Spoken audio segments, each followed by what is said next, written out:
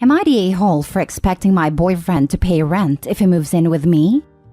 This is a doozy. I've been dating Josh for a year. I should say now that I, 24 female, don't ever want to be legally married, and Josh, 30 male, is divorced and doesn't want to remarry. We also live in a place where there is no common law marriage. Still, we want to take things a bit further, and we're talking about Josh and his 2 daughters moving in with me. I own a 3-bed, 2-bath house in a nice area. Josh rents a 2-bed, 1-bath apartment, and his lease is coming up. My mortgage is $1,000 a month, and Josh's rent is $1,400 a month. It was important to me that we would have everything figured out before making the change, so that there would be no surprises or disagreements about who pays what. I figured it would be unreasonable for Josh to expect to just live with me for free, especially since I'd be giving up one of my rooms so his daughters could have a room. So, I suggested that Josh pays $700 a month to me in rent, half of what he is currently paying. I would cover the cost of any home repairs, internet, garbage, etc. Then, we would split utilities. Even though there's 3 of them and 1 of me, I don't mind splitting since that would be about what I'm currently paying, I predict. And since I meal prep once a week, I would just get my own groceries and he could get theirs. When I laid everything out, Josh was very unhappy and said since it's my house, he shouldn't have to pay rent and that we should split groceries. I told him he was welcome to buy his own house and I would move in with him and happily pay rent while renting out my own house. He was mad at me because he said he's not in a position where he can buy a house. We can't come to an agreement, so I suggested he just find another apartment as the owners aren't letting him renew, and we could revisit the topic in a year. He's not happy with that either, because rent prices have skyrocketed here, and 2 bedrooms now go for around $1,800 a month, and he thinks he won't be able to find a place he can afford. I'm a bit frustrated because I feel like $700 a month is a really good deal compared to the likely $1,800 he will have to pay. Since we aren't going to get married or anything, I don't understand why he thinks I would be okay with him living for free with his 2 kids. I'm happy to have romance and companionship, but shared assets and finances are not something I want in life. I don't want to support a man. Am I the a-hole for expecting my boyfriend to pay rent? Now for the top comments before reading the mini update.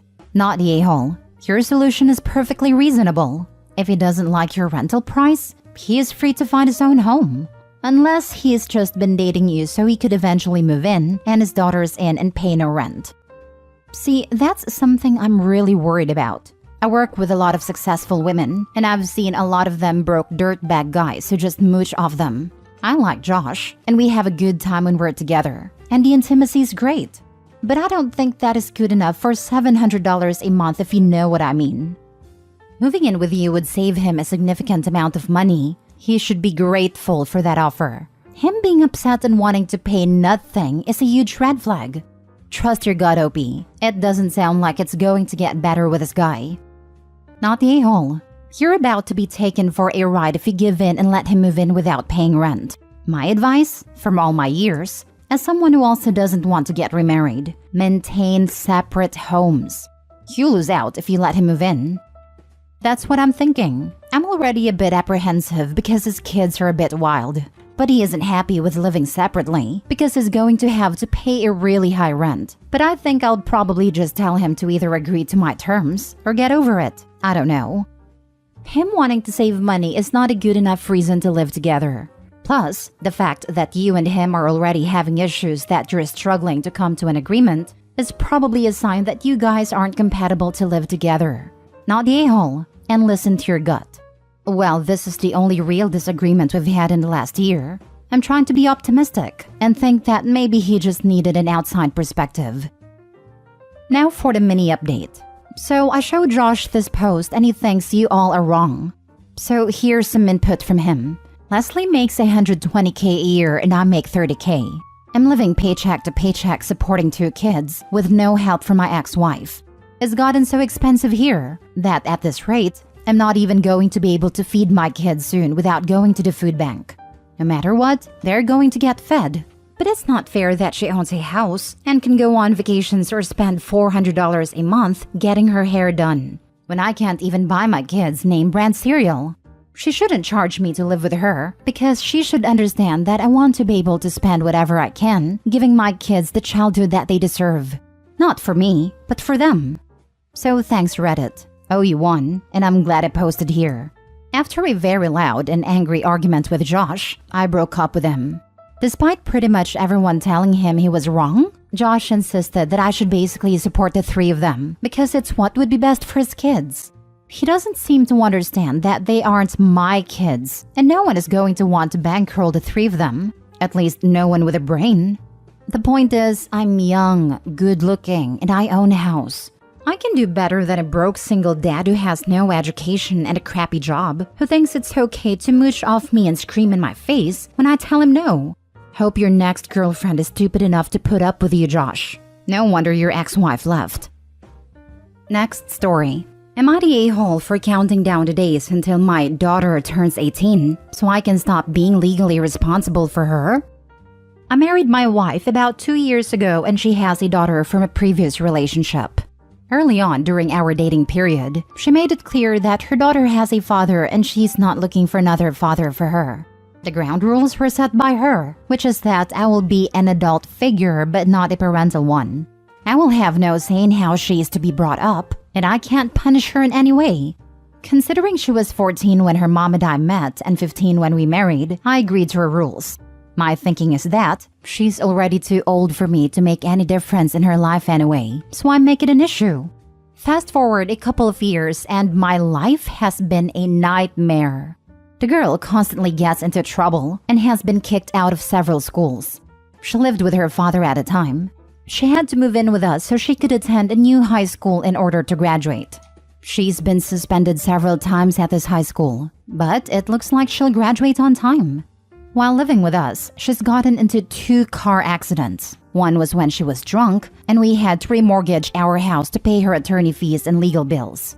The judge dressed us down in court for not being better parents. I'm not a legal expert at all, but for movies and shows, I know that judges can jail you for arguing, so I bit my tongue and took it. It was humiliating. The girl is a couple of months away from being an adult, and this weekend, I was out with the guys and she came up in conversation. I complained about how much money I've spent bailing her out of trouble, and that I can't wait until she turns 18 so she can face her own consequences. Word got back to my wife and she blew her top. I still don't think I said anything wrong, but I'm staying at a motel tonight. I want to be clear, we're not kicking her out, and considering she doesn't work, she'll be living with us for a while. I'm just waiting for the day she's an adult so I won't be yelled at by any more judges. If you're not a parental figure, why are you paying for these things at all? You're a saint for putting up with this. Not a-hole. Mom wants to have her cake and eat it too. Actually, Mom wants to be a terrible mother and wanted to ruin any possible relationship her daughter and her husband could have had. She is the problem, not the daughter. Dude, why are you so worried about being jailed? Trust me, you are already in a prison of your own making, not the a-hole. I'm not sure that's fair. Unless there were a ton of warning signs that he's not mentioning, how was he supposed to know when the girl was 14 that she would end up being so terribly behaved? Because you should date someone for more than a year before getting married, especially when a kid is involved. Not a-hole, but you should probably be rethinking your whole marriage, because this is not going to stop when she turns 18. Yeah, but at 18, she's a legal adult and he can wash his hands off her. His daughter will have to clean up her own messes. He's not legally bound to pay for anything related to the law or damages she may do. No, but his wife is still there and clearly doesn't like that stance. It's not going to be as clear-cut as 18 and cutting the cord. Next story. Am I the a-hole for refusing to pay for my in-laws to come on vacation with me? I have been with my partner for 4 years. He has 2 kids with his ex-wife, while I have none and don't plan to. Our household income is okay, and he earns the majority of it. He earns 65% of the total income. The last 4 years, he has insisted that we pay 50-50 into household bills, despite the fact he earns far more than what I earn, and his kids stay with us regularly. I pay half the rent, bills and grocery, which is expensive for someone on my salary. Then he wants to buy a house near his ex-wife so he can be closer to his kids. So he says it's important that I pick up 50% of the costs now, so that allows him to save more of his money for our future. The money he isn't paying into bills, but goes straight into his own savings account, not a joint one. He does not really acknowledge he has underpaid bills the last 4 years. I've calculated he's underpaid between 16,000 to 19,000 pounds. When he first moved in, without his kids, I picked up all the bills. I paid out over 8,000 pounds in rent and bills, while I paid around 1,100 pounds towards food. Not long ago, he asked if I wanted to go away for the following weekend. I said sure, and we talked about where we could go. He then went to visit his parents, and later that evening he messaged me an Airbnb link for a lodge by the beach to visit that weekend. He asked if his family could come, and he said he'd pay more than 50% if I agreed to them coming. I don't have any family, plus his mom and dad have beat cancer recently, so I said yes to his folks and grown-up brother coming, and booked and paid for the Airbnb. A few days ago, he wanted to settle the vacation bill and has offered to pay 60% of the total. I've kicked off stating the obvious. There were 7 people in that lodge, and 6 of them were his family, so my portion of that bill should be 15%. Am I wrong? Now for the comments. Not the a-hole, but why are you with this guy? It sounds like you were funding so much of his life and not getting anything out of this relationship other than being so financially weakened. It would be hard for you to leave. Because being alone is lonely. That's what most of these posts boil down to. Am I the a-hole for finally not putting up with this crappy person? OP, ask yourself this question. If the situation were reversed and you made more money than your partner, would you make the same demands that you are letting him make from you? So why are you allowing him to make you struggle and sacrifice when you would never expect the same if the situation were reversed? To answer the post, not the a-hole, and he is 100% the a-hole, because his family may not know what you make, but he does. And he clearly doesn't respect you nor your financial situation in the slightest. Don't accept treatment that you would never expect of others. You deserve an equal partnership with deep respect. You realize he's not going to put your name on that house, right? If that house was really for your future, he would set up a savings account with both of your names on it. He's just using you to pay enough bills that he can save enough for a house, and more than likely, dump you once he's purchased the house.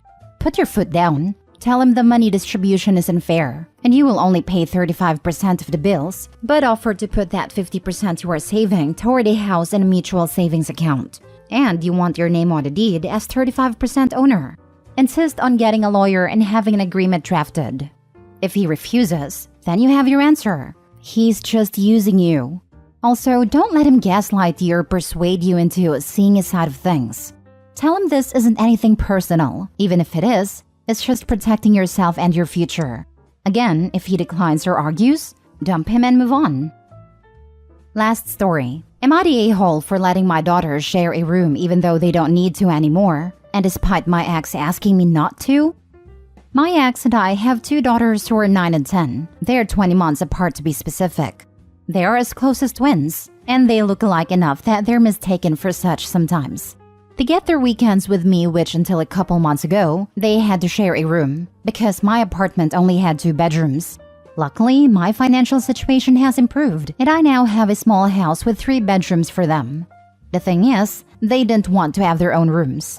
They liked sharing because it's like sleepover every night, and asked me if they could keep sharing. I figured I'd be an idiot if I didn't support my children getting along, so I agreed. The extra bedroom is just a guest room for now, but if/when they change their mind, they can take it. Their mother is not happy about this. They never had to share a room over there, and apparently, they've been asking to. She's getting tired of that, and she asked me to split them up so they'd stop bothering her. I had a talk with them about not asking her anymore, and how different houses have different rules, but I'm letting them keep sharing a room. Their mother thinks I'm encouraging codependency and that this isn't healthy, but I've seen no sign of that. They're in different grades and classes, have different friends, and do different activities and cope fine. They're perfectly healthy, happy kids, and I see no harm in what I'm doing. But she says I'm going to cause tension between her and them by letting them do something they can't over there. Not the a-hole. Your ex seems pretty controlling and doesn't want her daughters to be happier in your place. I don't see anything wrong with them sharing a room if they want to. They're little kids for Pete's sake. That's it exactly. She doesn't want them getting excited about going to their father's. She sees what is coming and is afraid she will lose their love. And all she would have to do is let them share a room at her place, and the girls could be happy all the time. She is the one causing the rift. OP, you are not the a-hole. Your daughters are happy with the arrangement. It's not causing you any stress. And the only person with beef is someone who has no say over the rules in your house. There'll come a time when the girls may want their own rooms, but until then, there's nothing wrong with keeping things as they are. Not the a-hole. Not the a-hole. My 11 and 7-year-old girls shared a room until a year ago. I try not to let them sleep in each other's rooms on school nights, but most weekends, they spend at least one night in one another's rooms or beds. The amount they and yours are sharing is not harming them at all. Let them bond. Once they ask for the space in a room, you have it. Good luck. Not the a-hole. When they're with you, it's entirely your decision. And sounds to me like you're making the right one. It's too bad mom isn't happy, but her goal is literally to make her kids less happy. So unless she's actually an expert on codependency, then her opinion here isn't worth more than what you think and what your kids want.